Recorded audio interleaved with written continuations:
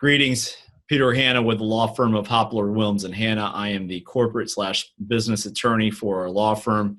Today I'm talking to you guys about the coronavirus impacts on small business here in the North Carolina/Triangle area.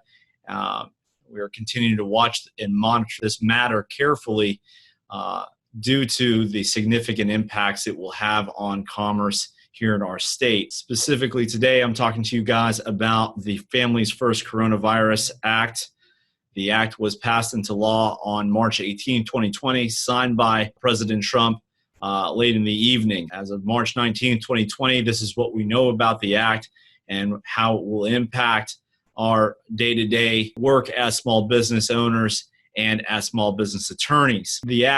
The purpose of the act was really for the purpose of administering paid sick leave to those employees who have been detrimentally impacted by COVID-19, and it expands family medical leave. Family medical leave was, prior to the act, utilized to provide 12 weeks of unpaid leave to employees of companies that had 50 or more employees in the workplace. Those individuals who suffered from medical or health-related issues could file for FMLA leave and have job protection. This act, which provides temporary help and assistance to employees who suffer from the COVID-19 issues that have come about, will be able to file for FMLA leave and will have a little bit more leeway, which we'll be discussing. Again, this will have a direct impact on employers and how they handle their human resources going forward. As I mentioned, the act creates a significant expansion of FMLA.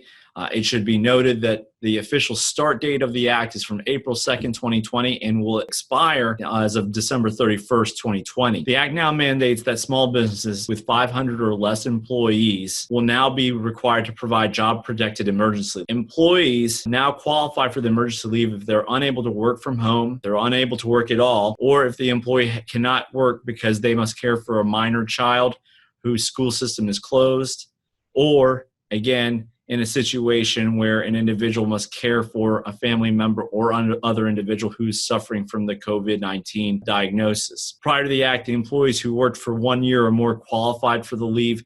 A significant change to the law is that at this time, individuals who worked for at least 30 days now qualify for this extended leave. Companies will still be required to provide job protection when the employee comes back to work. However, the act provides some leeway for employers with 25 employees or less in situations where the company is unable to sustain growth and or sustain viability and has to close down. There is no requirement that that employee have job protected status if that job is more or less removed altogether. Another drastic change to the FMLA requirements is the payment structure. Under the act, first 10 days of the act will be unpaid. However, after the 10th day, employees will receive paid leave. Again, major change to the law. Those individuals will be able to use sick or vacation time to subsidize this period. However, what will be critical to small businesses is that after the first 10 days, they receive payment, and that rate's going to be at 2/3 of their employee salary. This amount may not exceed $200 per day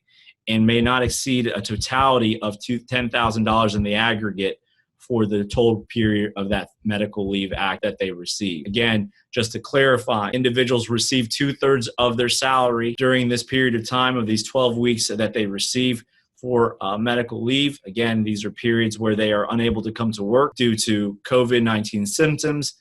They're caring for an individual who has COVID-19 symptoms, or, and again, in a situation where they must care for a minor child who is under the age of 18 because schooling is unavailable. Individuals now will also be able to take advantage of the fact that even if they are not a full-time employee, they may also receive 2/3 of the rate if they are part-time employees. Part-time employees will receive, again, a certain amount based on an average of the last 6 months of employment that they've worked. Another substantial impact to small business is the paid sick leave requirement. And again, this is fairly new. This will require that now small business will have to pay 80 hours of sick leave to an individual in situations where that individual has been subject to a federal, state, or local quarantine or in isolation due to COVID-19 symptoms. If the employee was advised by a healthcare professional to self-quarantine due to a virus concern, or if the employee experiences COVID-19 symptoms and seeks a medical diagnosis. Despite a lack of testing, employers will be required to take a liberal stance on the definition of symptoms as long as the employee seeks diagnosis. And so that's something very important to take a look at. The amount paid out by the employer will be capped at $511 per day or $5,110 total for full-time employees. If the employee must take off because he or she must care for an individual who's subject to an isolation order or self-quarantine, or if the employee must care for a minor child because school is closed, or is experiencing hardship defined by the Department of Health and Human Services, the Treasury, or the Department of Labor, he or she will qualify for the 2/3 of the rate of pay. Again, we don't know yet exactly what that looks like in terms of what is a medical hardship as defined by the DHHS and the Treasury as well as DOL. We are still waiting for guidance on that. The amount paid out by employers will be capped at $200 per day or $2,000 total in those situations. Again, in a situation where an individual is isolated due to a medical order, or is self-quarantined, or if the employee must care for a minor child, or is experiencing a hardship defined by the DOL, the Federal Treasury, or DHHS, those individuals will receive 2/3 of their rate of pay. It is important to note that this paid leave will not carry over after December 31st, 2020. Part-time employees may also receive paid leave per the aforementioned events. However, pay will be based on the average number of hours they work within the last 6 months. If the individual has not worked for the company for 6 months, we'll look at what their normal rate of pay would be during a 2-week period. Finally, at the express request of the employee, the employer must pay 80 hours to cover the first 10 days of FMLA leave. So again, we mentioned earlier that those first 10 days of FMLA leave would be unpaid. However, again, an express request by the employee will require that the individual receive 2 weeks of pay during that period of time, whether they're full-time or part-time, designating based on that information already provided. I know that small business owners are going to be asking the question, how do we pay for the sick leave or this family medical leave pay? One way that the Act contemplates payment is if the employer is required to pay out sick leave or emergency FMLA leave, they may qualify for a tax credit. The tax credit will be reimbursed if the cost of the employee coverage exceeds the taxes owed by the employer. Tax credits are taken against the employer portion of the Social Security, and therefore, per the Act, the employer will be entitled to 100% refundable tax credits for the qualified sick paid leave for each calendar quarter. These amounts are capped at $511 per day, less if the employee is caring for an individual or child for up to 10 days per employee during that quarter. For qualified leave wages, the employee is entitled to 100% tax credit for each calendar quarter. This amount is capped at $200 per day for each employee up to $10,000 per quarter, again, with regard to this Extended Family Medical Leave Act payment. Exceptions to the FMLA standards that we've provided. The Act has provided the Department of Labor with the option to exclude healthcare providers and exempt small businesses with fewer than 50 employees if the requirement would jeopardize the viability of their business. And again, we don't have any guidance from the Department of Labor. Again, it is only March 19, 2020. We expect to have more guidance on this particular topic from the Department of Labor by April 2nd.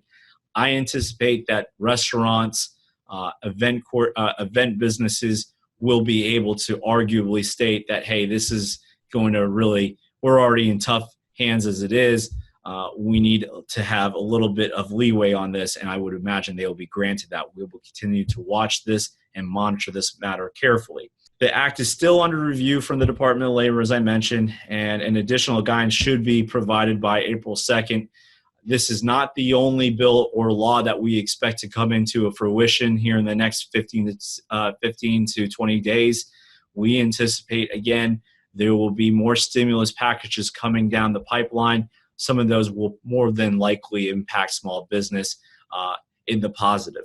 So again, Hopler Williams and Hanna is aware of the situation. We're monitoring the situation. We will be notifying our clients of updates to the law as they come available. This is, again, the first major salvo that we are looking at this time. It is incredibly important that small business owners really take a look at this and how this will impact their payroll moving forward. We have attached and will be providing a written blog that will be In addition to this video, if you have any questions, would like to seek a consult, we'd love to talk to you.